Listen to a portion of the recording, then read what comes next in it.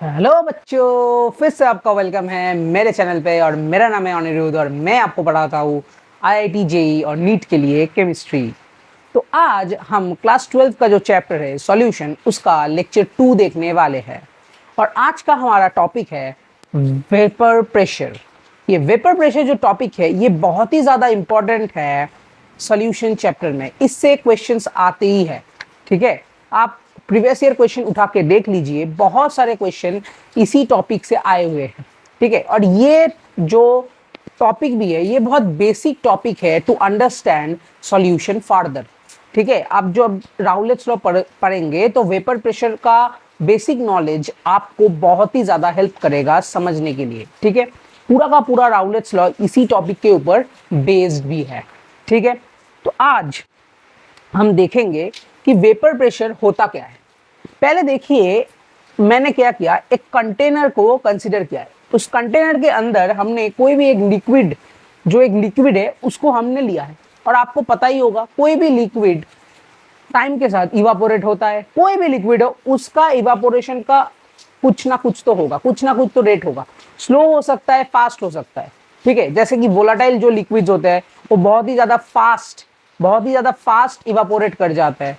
और non volatile liquids जो होते हैं वो बहुत ही ज़्यादा स्लो एवापोरेट करते हैं। पर सब लिक्विड का एवापोरेशन होता ही होता है। ठीक है, अब देखिए इस कंटेनर में हमने एक लिक्विड लिया है और ऊपर से कंटेनर को हमने सील कर दिया है। क्या कर दिया है? सील कर दिया है, ताकि जो वेपर इससे जो वेपर इवापोरेट होके बनेगा, इससे इवापोरेट होके जो भी वेपर बनेगा वो कंटेनर के बाहर निकल ना पाए। ठीक है, अब देखिए जब उसके ऊपर वेपर थोड़े बहुत आ गए, वेपर थोड़े बहुत क्रिएट हो गए, तो हमने क्या देखा? तो हमने ये देखा कि जो वेपर क्रिएट हुआ है वो क्या करेगा, वो तो गैसियस फॉर्म में है, तो वो इधर उधर दौड़ने लगेगा। उसका जो मॉलिक्यूल्स है वो इधर उधर मूव करने लगेगा। तो उसी मूवमेंट के लिए जो कंटेनर का वॉल्स है उसके ऊपर भी प्रेशर आएगा। और एक चीज देखिए, कोई भी सरफेस, आप एक चीज याद रखिएगा, कोई भी सरफेस जो एक वेपर को एनक्लोज करता है उसके ऊपर वो वेपर प्रेशर क्रिएट करता है। वो क्या करता है? वेपर उस सरफेस के ऊपर एक प्रेशर क्रिएट करता है। ठीक है, अब देखिए ये लिक्विड का जो सरफेस होगा, उसके ऊपर भी वेपर इस लिक्विड से ही बना है, वो एक प्रेशर क्रिएट करेगा उस लिक्विड सरफेस के ऊपर। ये वेपर जो ऊपर बना है इसी लिक्विड से, वो वेपर इस लिक्विड के सरफेस के ऊपर भी थोड़ा बहुत प्रेशर तो क्रिएट करेगा ही करेगा। अब जो भी प्रेशर ये लिक्विड सरफेस के ऊपर ये वेपर क्रिएट करेगा, इसी प्रेशर को हम बोलेंगे वेपर प्रेशर। ठीक है, अब देखिए ये चीज होने के लिए एक कंडीशन बहुत ज्यादा इंपॉर्टेंट है। वो कंडीशन क्या है? Rate of evaporation must be rate equal to rate of condensation. मतलब जितना ये लिक्विड से वेपर क्रिएट हो रहा है, इवापोरेशन का मतलब है लिक्विड से वेपर होना, और कंडेंसेशन का मतलब है वेपर से लिक्विड में ट्रांसफर होना। ठीक है, तो जितना लिक्विड एक पर यूनिट टाइम पे वेपर में कन्वर्ट हो रहा है वही, ठीक है, उसका रेट जो होगा, और वेपर से लिक्विड में लौट आने तक उसका जो रेट होगा, मतलब कंडेंसेशन का रेट, दोनों सेम होना चाहिए। इसी कंडीशन पे हम बोल सकते हैं कि जो प्रेशर ये वेपर इस लिक्विड सरफेस के ऊपर क्रिएट करेगा, इस लिक्विड सरफेस के ऊपर जो ये वेपर एक प्रेशर क्रिएट करेगा, उसी प्रेशर को हम बोल सकते हैं वेपर प्रेशर। ठीक है, ओके। अब देखिए हमने इधर तो ये पढ़ लिया वेपर प्रेशर होता क्या, तो थोड़ा बहुत डेफिनेशन भी पढ़ लेते हैं। The pressure exerted by the vapours on the surface of the liquid. कहां पे प्रेशर क्रिएट कर रहा है? सरफेस ऑफ द लिक्विड पे। When liquid and vapors are in equilibrium, ये इक्विलिब्रियम का मतलब ही है ये वाला condition, rate of evaporation is equal to rate of condensation, is called vapour pressure. ठीक है, ये हो गया वेपर प्रेशर का डेफिनेशन। आप ये नोट कर लीजिएगा।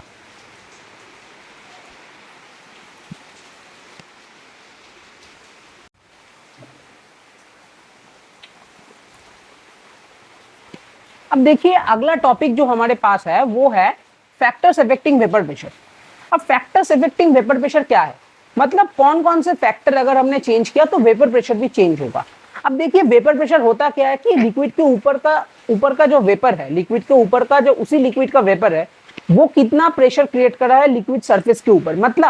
मतलब अगर हमने वो फैक्टर निकाल लिया कि किस फैक्टर के ऊपर वो वेपर फॉर्मेशन डिपेंड करेगा, तभी हम फैक्टर्स अफेक्टिंग वेपर प्रेशर निकाल सकते हैं, क्योंकि वो डायरेक्टली तो वहां से ही रिलेटेड होगा। अब देखिए हमको पता है कि ये जो अब वेपर किस चीज से बनता है, इवापोरेशन से बनता है। इवापोरेशन का फैक्टर अगर हमने निकाल लिया तो बन जाएगा काम हमारा। अब हम देख सकते हैं कि इवापोरेशन का जो पहला फैक्टर होता है वो होता है टेम्परेचर। मतलब टेम्परेचर तुम जितना ज्यादा दोगे, ठीक है, उतना ही ज्यादा वेपर क्रिएट होगा, उतना ज्यादा वेपर क्रिएट होगा ऊपर, उतना ज्यादा वेपर क्रिएट होगा तो उतना ज्यादा प्रेशर पड़ेगा। तो एक बात तो क्लियर हो गया कि टेम्परेचर के साथ वेपर प्रेशर डायरेक्टली प्रोपोर्शनल है। कैसे? अब देखिए टेम्परेचर अगर हम बड़ा इंक्रीज कर रहे हैं तो एवापोरेशन भी इंक्रीज होगा। अगर एवापोरेशन इंक्रीज हुआ तो ऊपर का अमाउंट ऑफ वेपर ज्यादा फॉर्म होगा, तभी ऊपर अगर ज्यादा वेपर फॉर्म हुआ तो pressure on the liquid surface भी ज्यादा होगा। तो temperature is directly proportional to vapour pressure. ये हम और एक तरीके से भी बोल सकते हैं। कैसे? अगर टेम्परेचर बढ़ रहा है तो जो ऊपर का गैस फॉर्म हुआ है, वेपर फॉर्म हुआ है लिक्विड के ऊपर, वो तो गैशियस है।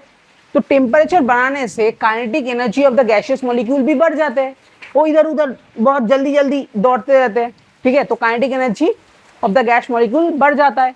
तो kinetic energy of the gaseous molecule अगर बढ़ गया तो pressure on the liquid surface भी बढ़ जाएगा। अगर pressure on the liquid surface भी बढ़ गया तो वेपर प्रेशर उसका मतलब बढ़ गया है, ठीक है। हम बोल सकते हैं कि इसको हम एक ग्राफ में प्लॉट कर सकते हैं। ग्राफ में प्लॉट करेंगे तो क्या होगा कि वाई एक्सिस हम वेपर प्रेशर को देंगे और जेड एक्स एक्सिस हम टेम्परेचर को देंगे। अब ग्राफ देखिए ऐसे एक्सपोनेंशियली ऊपर जा रहा है, ठीक है। अब देखिए ऐसे ऊपर जा रहा है, ठीक है। और एक चीज आप नोट करना, ठीक है, ये चीज अपने शायद कभी ना कभी जब छोटे क्लास में थे अब, तब आपको शायद एक डेफिनेशन बोला गया था बॉइलिंग पॉइंट का, ठीक है। बॉइलिंग पॉइंट का एक ऑल्टरनेटिव डेफिनेशन आपने शायद कहीं ना कहीं तो पढ़ा ही होगा कि जब वेपर प्रेशर 1 atm हो जाता है तो लिक्विड बॉयल करना शुरू कर देता है। मतलब उस लिक्विड के ऊपर का जो वेपर है वो अगर 1 atm force apply, 1 atm pressure apply कर रहा है लिक्विड सरफेस के ऊपर, तभी उस लेवल पे वो टेम्परेचर पे हम बोल सकते हैं कि लिक्विड बॉयल होगा, लिक्विड का बॉइलिंग स्टार्ट होगा, ऐसे हम बोल सकते हैं। तो देखिए जब वेपर प्रेशर 1 atm हो गया तभी जो टेम्परेचर होगा, उस वक्त जो टेम्परेचर होगा उसी को हम बोलेंगे बॉइलिंग पॉइंट, ठीक है। ओके, अब देखिए ये जो फैक्टर है टेम्परेचर, इसी के साथ एक रिलेटेड आपको इक्वेशन याद रखना होगा। देखिए इस इक्वेशन का आपका डेरिवेशन आपका तो है नहीं, कोई काम का है नहीं इतना, ठीक है। तो मैं इतना डिटेल में नहीं जाऊंगा। तो आप एक काम कीजिए, ये इक्वेशन को थोड़ा याद करने की कोशिश कर लीजिए। log P2 by P1 is equal to del H vapour, मतलब heat of vaporisation, by 2.3 R मतलब gaseous constant, 1 by T1 minus 1 by P2, ठीक है। आपको ये इक्वेशन याद रखना होगा। इधर P1 P2 P1 क्या है? P1 है vapour pressure at temperature T1 और P2 है vapour pressure at temperature T2, ठीक है। डेल एच तो मैंने बता दिया, del H vaporisation is heat of vaporisation, R का मतलब है गैसियस कांस्टेंट।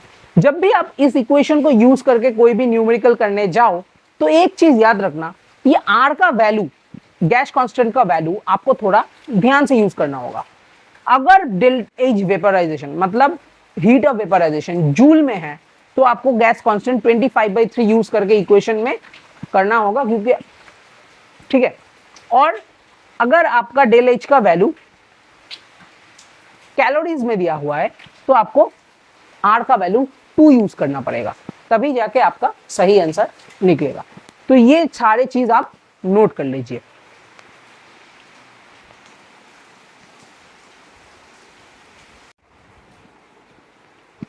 अब देखिए अगला जो factor of affecting vapour pressure है वो हमारे पास क्या है, नेचर ऑफ द लिक्विड। मैंने जब वेपर प्रेशर मैंने शुरू किया आज के लेक्चर पे, तो मैंने क्या बोला था कि सभी लिक्विड इवापोरेट तो करते हैं, पर कोई कम करता है तो कोई ज्यादा करता है।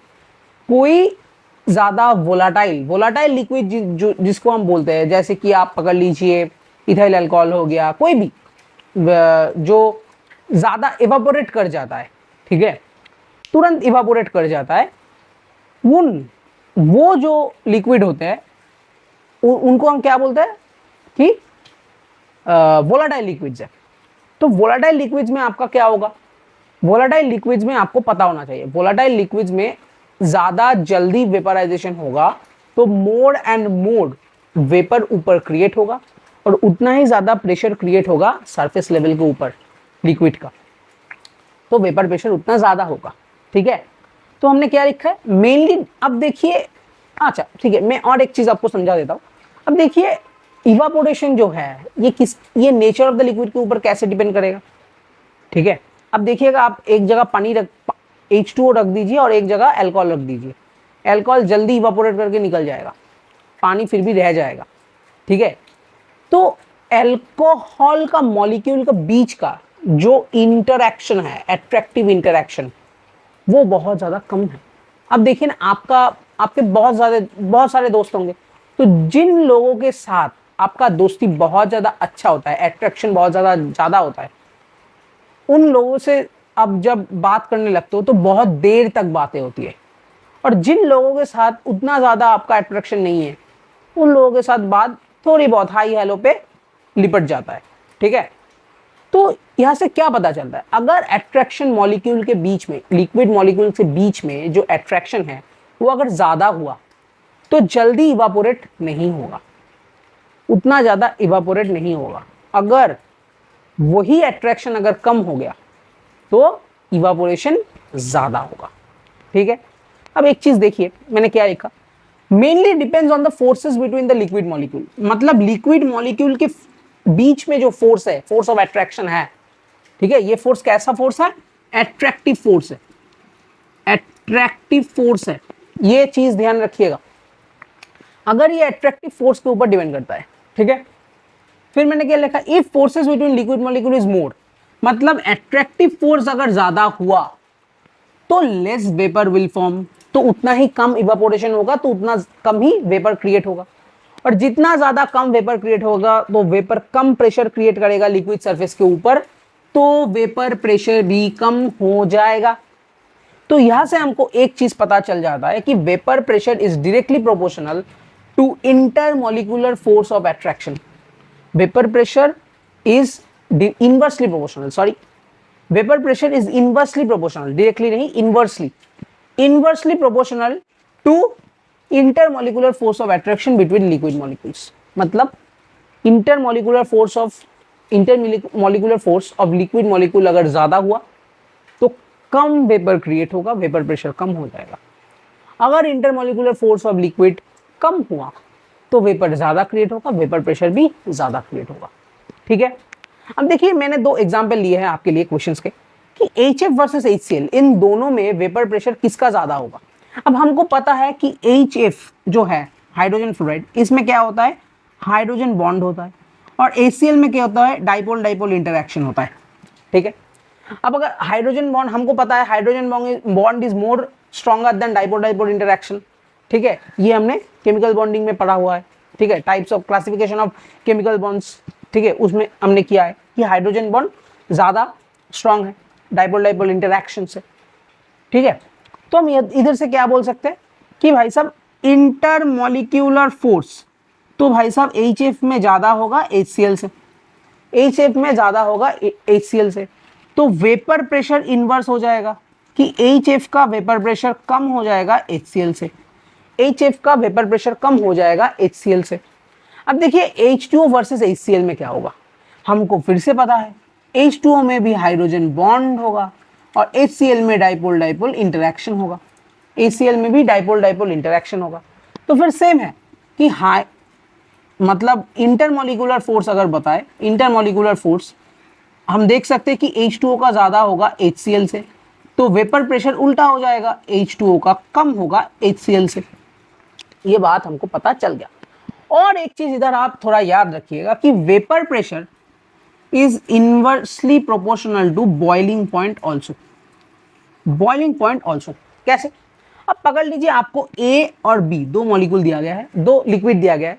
एक का हमने बता दिया कि बॉइलिंग पॉइंट जो है A का 180 डिग्री सेंटीग्रेड है और B का 90 डिग्री सेंटीग्रेड है। ठीक है, तो हमको इधर से पता चल रहा है कि बॉइलिंग पॉइंट ऑफ A तो ज़्यादा होगा इससे, B से। तो वेपर प्रेशर क्रिएट क्या होगा, क्या होगा? देखिए वेपर प्रेशर किसका ज़्यादा हो जाएगा? फिर वेपर प्रेशर A का कम हो जाएगा, B का ज़्यादा हो जाएगा। अब देखिए इसका रीज़न थोड़ा आपको मैं बताता हूँ। अब देखिए बॉइलिंग पॉइंट वेपर प्रेशर से इन्वर्सली क्यों है? मैंने क्या बोला कि जब वेपर प्रेशर 1 atm होगा तब जो टेम्परेचर होगा वो होगा बॉइलिंग पॉइंट। अब देखिए जिसका बॉइलिंग पॉइंट ज़्यादा, मतलब ज़्यादा टेम्परेचर लग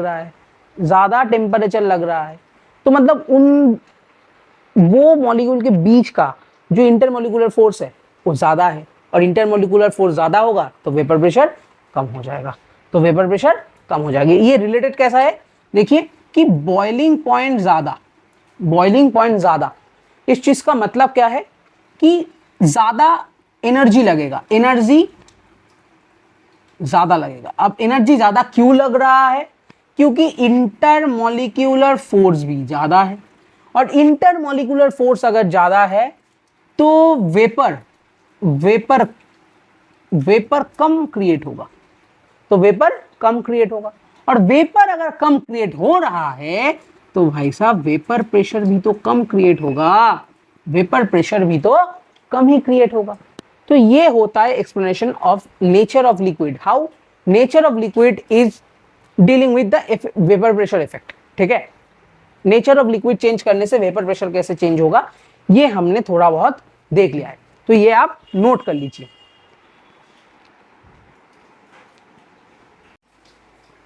तो आज का लेक्चर यही तक था। तो ठीक है, हमने आज क्या क्या देखा कि वेपर प्रेशर क्या होता है ये देख लिया, और वेपर प्रेशर कैसे इफेक्ट होता है, किस चीज़ों से, किन चीज़ों से इफेक्ट होता है वो भी देख लिया। तो देखिए आप अच्छे से पढ़ते रहिए और बहुत ही ज़्यादा मन लगा के पढ़िए, और जो भी मैं लिखा रहा हूँ एक कॉपी में बहुत ही अच्छे तरीके से नोट कीजिए, ये नोट्स आपके बहुत ज़्यादा काम आएंगे। ठीक है, all the best and always just keep motivated, खुद को मोटिवेट रखिए और पढ़ते रहिए, डोंट गिव अप। अगर आपने गिव अप कर दिया तो मतलब आप हार गए। जिसने गिव अप किया है आज तक वो कभी जीत ही नहीं पाया है। अगर देखिए आपको कोई एक पकड़ लीजिए गेम खेलने को बोला जाए, ठीक है, अगर आप खेले तो आपका 50-50 चांस है आप जीतोगे या फिर हारोगे, और अगर आप नहीं खेले तो आपका 100% चांस क्या बन जाता है, आप हारोगे। ठीक है, तो 50% चांस अगर आपने लड़ लिया, अपने अभी 3 महीने बाकी और 3 महीने अगर जी जान लगा के लड़ लिया तो आपका 50% चांस तो है आपका IIT में सिलेक्शन हो जाएगा। तो प्लीज़ मन लगा के पढ़िए और जीतते रहे, और एक साथ हम दोनों IIT 4 देंगे। ठीक है।